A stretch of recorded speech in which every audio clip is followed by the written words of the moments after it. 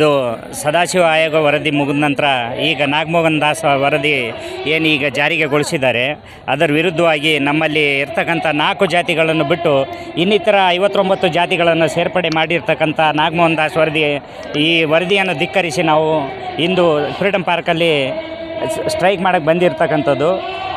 ಇದನ್ನು ಆದಷ್ಟು ಬೇಗ ತೆಗಿಬೇಕಂತ ನಾವು ಸರ್ಕಾರದಲ್ಲಿ ಮನವಿ ಮಾಡ್ತಾಯಿದ್ದೀವಿ.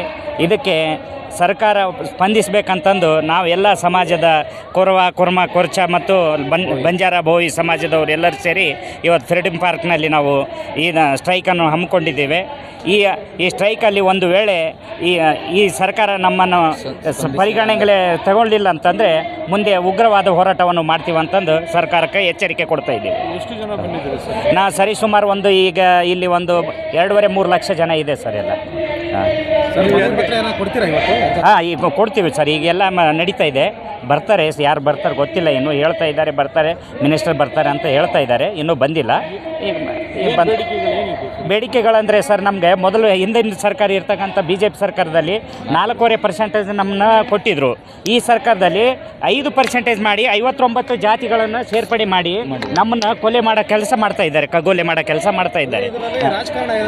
ರಾಜಕಾರಣ ಇದೆ ಸರ್, ಸಂಪೂರ್ಣವಾಗಿ ರಾಜಕಾರಣನೇ ನಡೀತಿರೋದು. ನಮ್ಮಲ್ಲಿ ಇನ್ನೊಂದೇನಂತಂದರೆ, ನಮ್ಮಲ್ಲಿ ಇರ್ತಕ್ಕಂಥ ನಮ್ಮ ಸಮಾಜದಲ್ಲಿ